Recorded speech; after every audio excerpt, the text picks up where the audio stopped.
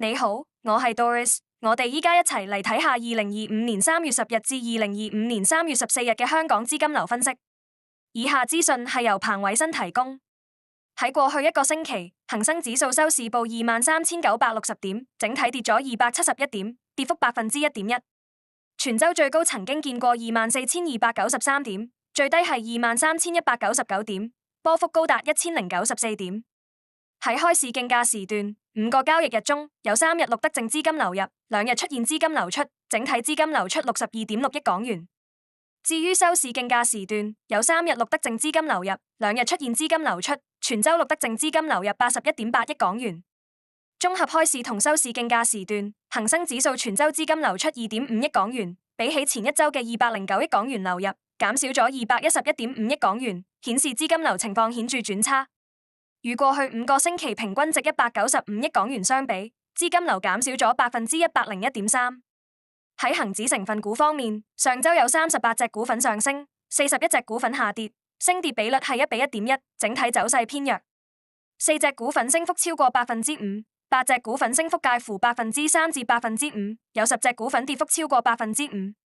表現最好嘅係藥明生物02269。全周升咗12.2%，而跌幅最大嘅係聯想集團00992，下跌8.1%。整體嚟講，62隻成分股錄得資金流入，21隻錄得資金流出，流入同流出比率係3:1，顯示整體資金流偏強。國企指數方面，過去一周收市報8878點，下跌36點，跌幅0.4%。全周最高見8937點，最低見8531點，波幅達406點。5個交易日中有3日錄得淨資金流入，2日錄得資金流出，總資金流出為63億港元。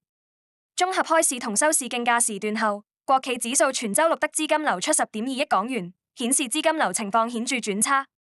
至於科技指數，收市報5881點，下跌157點，跌幅2.6%，全周最高見6076點，最低見5645點，全周波幅達431點。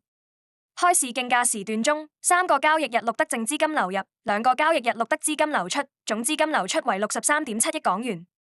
計算收市競價時段後，科技指數資金流出為58.7億港元，比前一周流入87億港元減少咗145.7億港元，顯示資金流情況有明顯轉差，亦比過去5周平均值131.9億港元大幅減少咗144.5%。